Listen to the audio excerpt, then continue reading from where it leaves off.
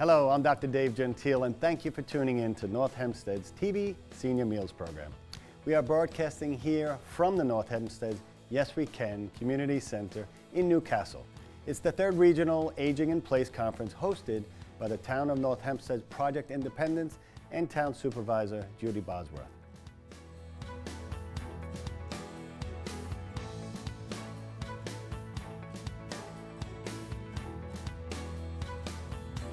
Well, welcome everybody today.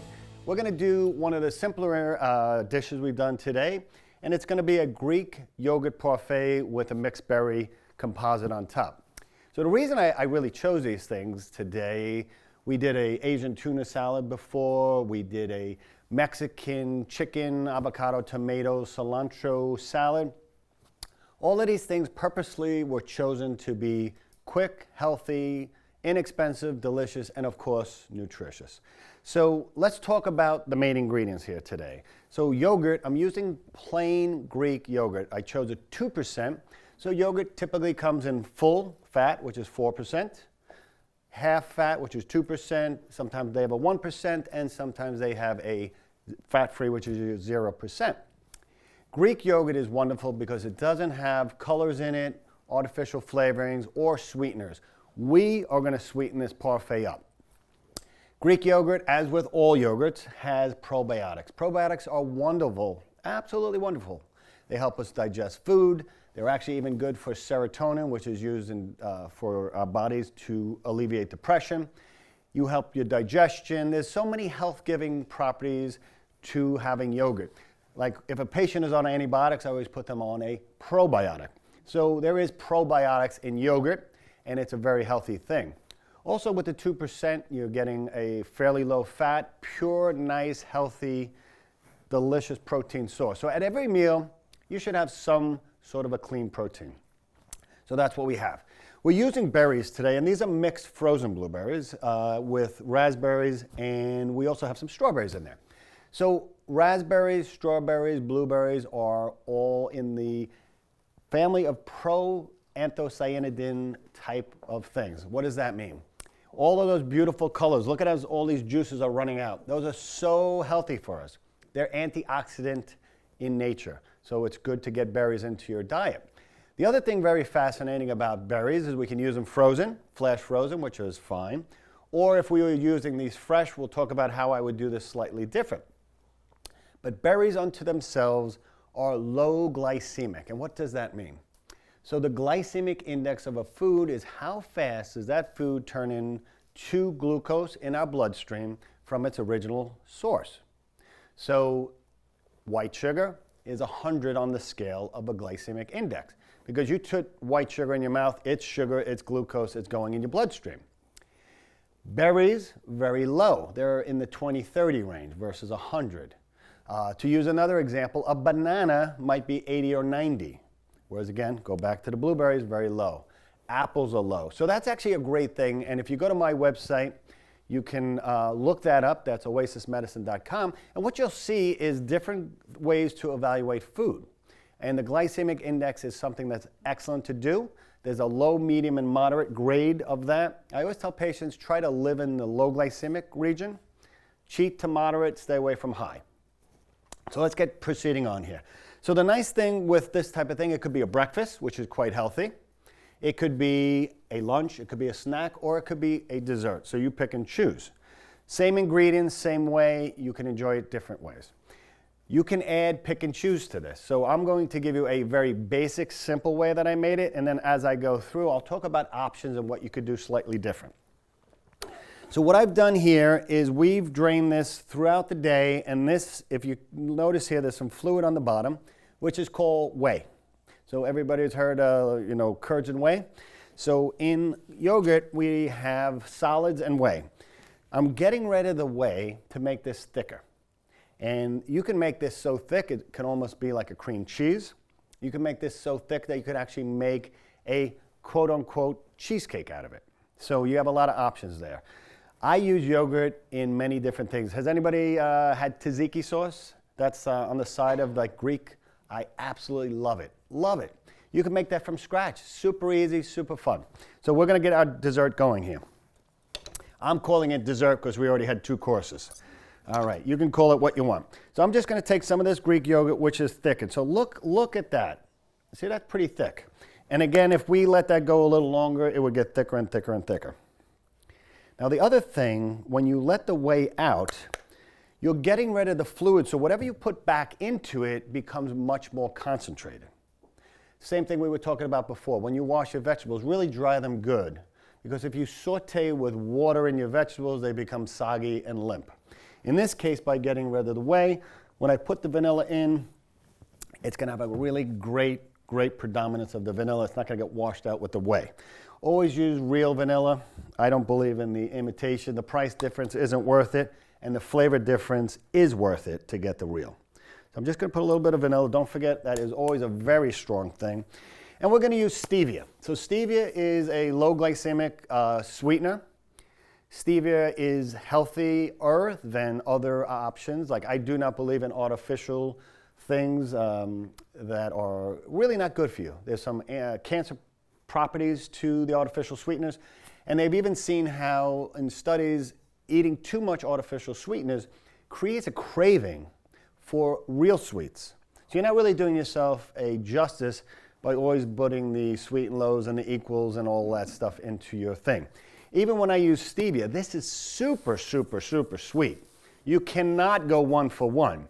So if you ever choose to use stevia, go online and go stevia to sugar or sugar to stevia conversion. So let's say you're baking something. The baking properties of this would be different than me using it in here. So you just, if it said a quarter cup of white sugar, it would tell you how much stevia to use, or agave, which is made from the agave cactus, which is a great sweetener as well. But we're using stevia for today. So I'm going to just take a very little bit, and I'm going to show you. You don't need a lot, okay? We're going to start with that. We can always taste. You can always go beyond. I never use recipes, so I just go by taste. Now this could be made ahead of time as well. What I would probably tell you to do is drain overnight. Then you can make this, and then if you have guests or company, you just plate it up and off you go. So that is ready to go.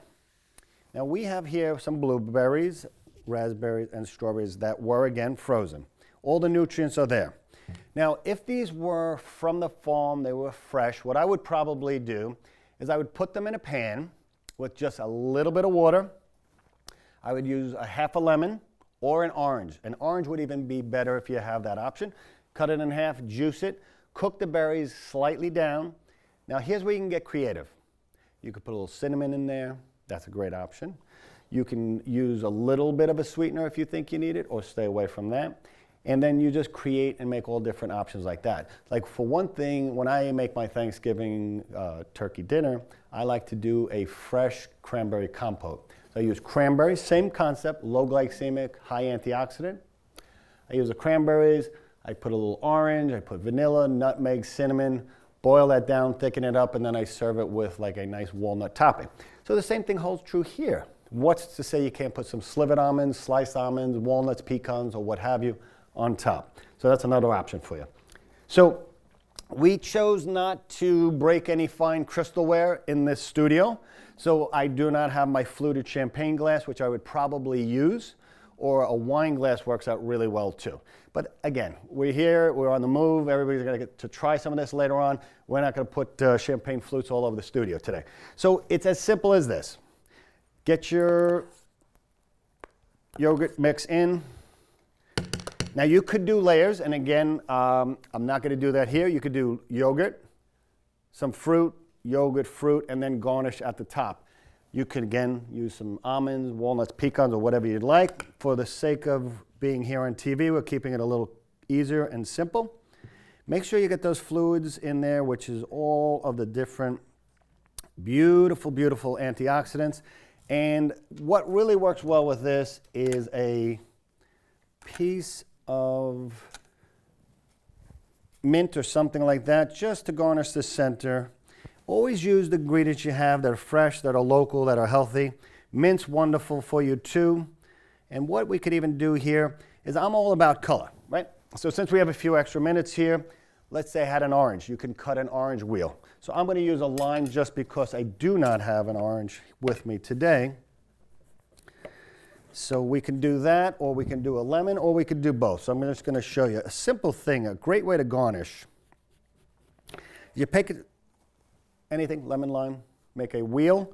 You cut from the middle outwards, remove the seeds, and it's a simple twist like so. So you can actually put that on top, and then we could even put another 1 or 2 pieces of our mint for garnish right around the top. And that's it. Super simple. Super, super simple.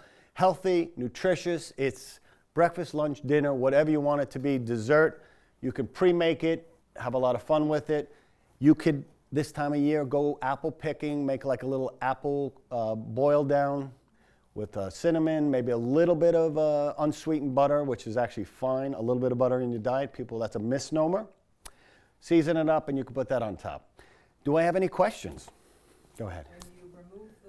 Yes. How much more in carbs are you having left in the yogurt? Okay, so that's a great question. So yogurt is primarily protein with some fat, which is either the 0, 1, 2, or 4%, and some fiber, very, very little. Most dairy has very, very little fiber. And it's got the whey, which is really just water concentrate. So we're not changing the protein concentration, but what we're doing is, yes, getting some of the glucose molecules out by draining it. But the biggest thing for me is that consistency. I really love that. I've done it to the point where, again, it's almost like cream cheese, and you can use it as cream cheese. I've even done it, if you get it really, really thick, you could put some fresh lox. I love capers, red onions, and you can use that in lieu of cream cheese, or sometimes what I'll use is like a goat cheese. But so you can play with all of these different things. Dairy is a good part of your diet. Unless you are dairy or lactose sensitive or insensitive, you should just bring some of that into your diet. Especially the Greek yogurt now. I think it's come so far. It's not like the kids eat with the fruit on the bottom and the crunchies on top and the syrup in the middle. I mean, you might as well just go to an ice cream store and have an ice cream, because quite honestly, there is no difference in nutrient value from that to an ice cream sundae, technically. The other thing is the big misnomer is, once you take yogurt in this form and you call it frozen yogurt, it's basically ice cream. What do you have? A couple of little microns of probiotics, and it was yogurt at one point. It's not yogurt in the classic form. So try to stay away from those things. Use yogurt as it has been made for centuries, and enjoy that. I mean, some people to this day make yogurt at home. They save the prior batch and inoculate it and make it. I have no time for that, nor patience. I rather concentrate on my patients than make that. So here's a great thing to enjoy. And do I have any other questions in regards to anything if it's not even this dish? How come you don't blend the berries in a blender? Okay, you could do that. Now, if I put those in the blender, I would have juice more or less than that. Now, here would be a great thing is, let's say you had those fresh berries, you cook them down. You could take some of the berries away, blend them, and then put them back. I like the actual feel of a berry, you know, but that's a great thing. You can make a yogurt berry smoothie in the morning. Phenomenal, right? So you could put the same frozen blueberries with the yogurt. If you put frozen blueberries in a blender, you don't need ice, right? So it makes it frozen, a little smoother, a little cold. So it's a nice way to do that. So we got to wrap up more or less, folks. The recipes will be available to you if you want to go to my website, oasismedicine.com. A lot of health facts, cooking facts, and recipes. So I would like to thank everybody for watching us today. For more information, please go to the town of North Hempstead's Project Independence, or call 311, or log on to northhempsteadnewyork.gov. Thank you for being with us today.